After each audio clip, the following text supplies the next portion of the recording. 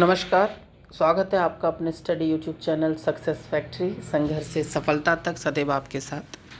आज 22 जून 2022 है और 22 जून 2022 से जितने भी इम्पोर्टेंट न्यूज़ जो हैं वो आपके सामने हैं और ये एक सेशन है खबरें आपके काम की, भर्ती परीक्षा परिणाम की। चलिए देखते हैं। भारतीय रेलवे में स्टार्टअप का मौका, EWS कोटे से चयनित हुए अपात्र, यूपी में 10,000 युवाओं को नौकरी, यूपी SSSC 12,000 पदों पर करेगा चयन, फर्जी शिक्षकों पर 30 जुलाई तक होगा केस, यूपी लोक सेवा आयोग में विवाद, इसी वर्ष होगी लेखपाल की भर्ती और बोर्ड मार्कशीट में गलतियों का होगा समाधान। तो देखते हैं ये सारी खबरें विस्तार से। सबसे पहली न्यूज़ है, रेलवे इनोवेशन पोर्टल पर आवेदन प्रक्रिया शुरू, स्टार्टअप का मौका। युवाओं की तकनीकी में ख़त्म होगी रेलवे की समस्याएं, स्टार्टअप के लिए युवाओं को मिलेंगे 1.5 करोड़। स्टार्टअप युवाओं का आत्मनिर्भर बनने की दिशा में एक बड़ा कदम है। प्रारंभिक चरण में 11 विषयों का समाधान स्टार्टअप से चाहा गया है और विषय चिन्हित किए जा रहे हैं। पोर्टल अपडेट करते जाएंगे। ठीक है। दरअसल यह एक PPP मॉडल पर कार्य कर रही योजना है। जो पॉइंट इसमें PPT पे आपको अपनी योजना देनी पड़ेगी। रेलवे ने स्टार्टअप के माध्यम से युवाओं को अपना हुनर दिखाने के लिए मौका दिया है। मंगलवार को 21 जून से स्टार्टअप के आवेदन की प्रक्रिया शुरू हो गई है। इंडियन रेलवे की वेबसाइट पर यह उपलब्ध है और 11 समस्याएं प्राचीनित हैं। रेलवे ने 9 समस्याएं चिन्हित की हैं। वह फिलहाल 11 का निदान स्टार्टअप से चाहता है। यह है ट्रैक सफाई मशीन, आप इसके बारे में बता सकते हैं। रिवीजन के लिए ऐप, पुल निरीक्षण के लिए रिमोट सेंसिंग और जियोमेटिक्स और GIS का उपयोग। इसके अलावा बैकर्नल जांच, रेल स्टेटस निगरानी और हेडवे सिस्टम में सुधार। हैवी हॉल फिट वैगनों के लिए इलेक्ट्रोमोटिक पैड का डिज़ाइन। इंजनों के ट्रैक्शन मोटर्स के लिए ऑनलाइन कंडीशंस मॉनिटरिंग सिस्टम का विकास की समस्या है।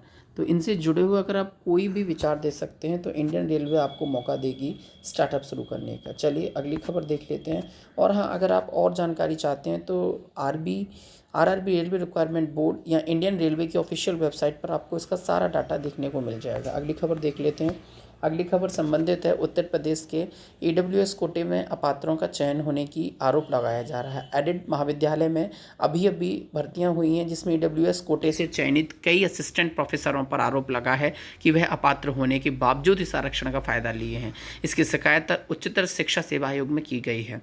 अभी एडिड डिग्री कॉलेजों में जो पोस्ट हुई हैं उनमें ऐसा कहा जा रहा है कि 112 अभ्यर्थियों का चयन हुआ है जो BEd विषय के लिए, ऐसा माना गया है और इसकी शिकायत तो कर दी गई। अब देखते हैं आगे क्या जांच होती है। चलिए अगली खबर पढ़ लेते हैं। यूपी में 10,000 युवाओं को नौकरी जल्द। मुख्यमंत्री योगी आदित्यनाथ ने मंगलवार को रामपुर में कहा कि जिस दिन सरकार के 100 दिन पूरे होंगे उस दिन सरकार 10,000 युवाओं को नौकरी पर दे चुकी होगी। वह रामपुर लोकसभा में उपचुनाव के प्रचार के अंतिम दिन यह सब बोल रहे थे। मुख्यमंत्री की बात मुरादाबाद हवाई अड्डे पर यूपी बोर्ड के मेधावी छात्र छात्राओं से संवाद कर उन्हें सम्मानित किया। उन्होंने कहा कि अगर राजनीति में आना है तो ODOP में अच्छा काम करने वालों को हौसला बढ़ाते हुए तकनीक से अधिक इस्तेमाल पर जोर दिया जाए।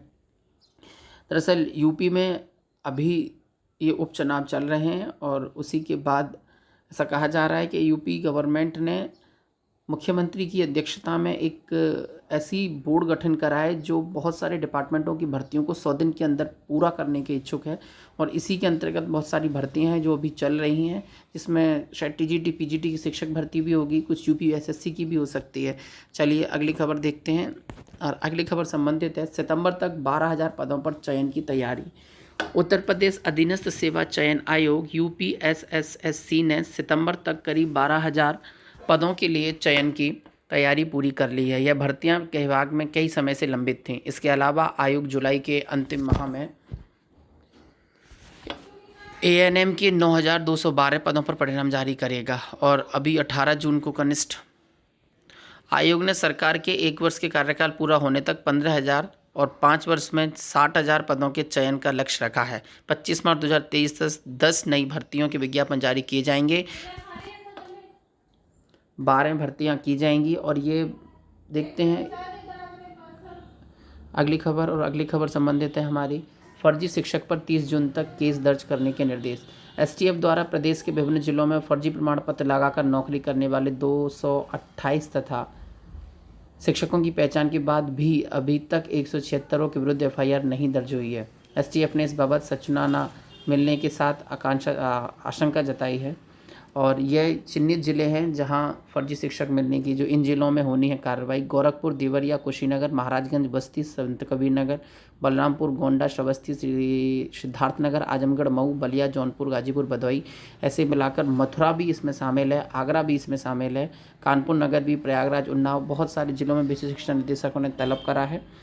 और दरअसल अभी 69,000 68,500 शिक्षक भर्ती जो हुई हैं उनमें फर्जी शिक्षकों की जो नियुक्ति हुई है, अगर वो पद खाली होंगे अब केस के बाद, एफआईआर के बाद, या तो क्या उन भर्ती पदों का क्या करेंगी सरकार, क्योंकि योग्य अभ्यर्थियों को भर्ती तो मिली नहीं और उसकी जगह अयोग्यों का चयन हो गया और योग्य बेचारे रह गए।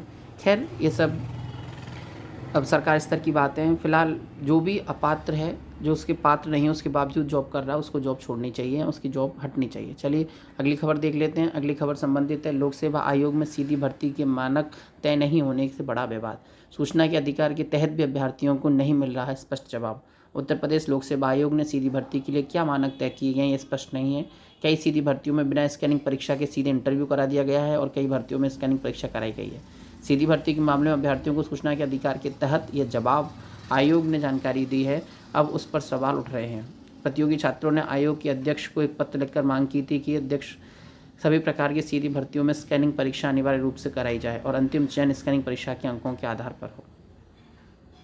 तो यह उत्तर प्रदेश लोक सेवा आयोग में थोड़ी सी विवाद की स्थिति बनी हुई है। देखते हैं जल्दी ही विवाद खत्म हो जाएगा तो भर्तियाँ भी क्लियर हो जाएंगी, यहाँ और निकल जाएंगी जो रुकी पड़ी हैं। अगली खबर देख लेते हैं। अगली खबर है लेखपाल भर्ती इसी साल कराने की तैयारी चल रही है। उत्तर प्रदेश अधीनस्थ सेवा चयन आयोग की तरफ से यह खबर है कि 8,000 पदों के लिए भर्ती 24 जुलाई को होगी। सूत्रों के मुताबिक इनका चयन भी इसी वर्ष अंत तक हो जाएगा। सहायक बोरिंग टेक्नीशियन की 486 पदों पर 3 जुलाई को और सप्लाई निरीक्षक की 76 पदों पर 17 जुलाई को भी परीक्षा होगी।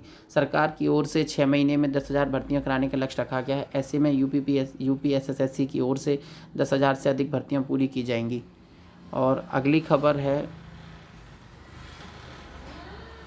उत्तर प्रदेश माध्यमिक शिक्षा परिषद के परिणाम घोषित होने के बाद अगर आपकी मार्कशीट्स में कोई प्रॉब्लम है तो आप उससे सुलझा सकते हैं, जिसके लिए आपको ग्रीवांस सेल बनाई गई हैं जो सहायता कक्ष के रूप में काम कर रही हैं। 22 सेल हैं और जिनमें आप अपनी मार्कशीट से संबंधित समस्याओं का समाधान पा सकते हैं। यहाँ लिखा हुआ है कि इसमें क्या क्या संशोधित होगा। विद्यार्थी अपूर्ण परीक्षाफल, नाम संशोधन, जन्मतिथि संशोधन या विषय संशोधन जैसी समस्याओं का निदान के लिए ग्रीवेंस सेल में शिकायत दर्ज करा सकते हैं।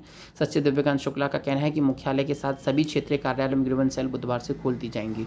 तो अगर आपके बोर्ड की परीक्षा के अंतपत्र में कोई परेशानी है तो आप उसकी समस्या के समाधान के लिए इन ग्रीवेंस सेल्स पर जा सकते हैं। और अगली खबर है जेईई मेन का एडमिट कार्ड जारी हो चुका है। इसकी परीक्षा जो है 2022 के एडमिट कार्ड में 29 जून के बीच 2 शिफ्टों में कराई जाएगी जो 501 शहरों में होनी है। अगली खबर देख लेते हैं। बस छोटा सा ये सेशन खबरें आपके काम की यहीं समाप्त होता है। अगर आपकी एक भी खबर काम की हो तो प्लीज़ इस वीडियो को लाइक करें, शेयर करें, सब्सक्राइब करें। आपका अपना YouTube चैनल सदैव आपके साथ रहेगा। वीडियो अंत तक देखने के लिए बहुत धन्यवाद।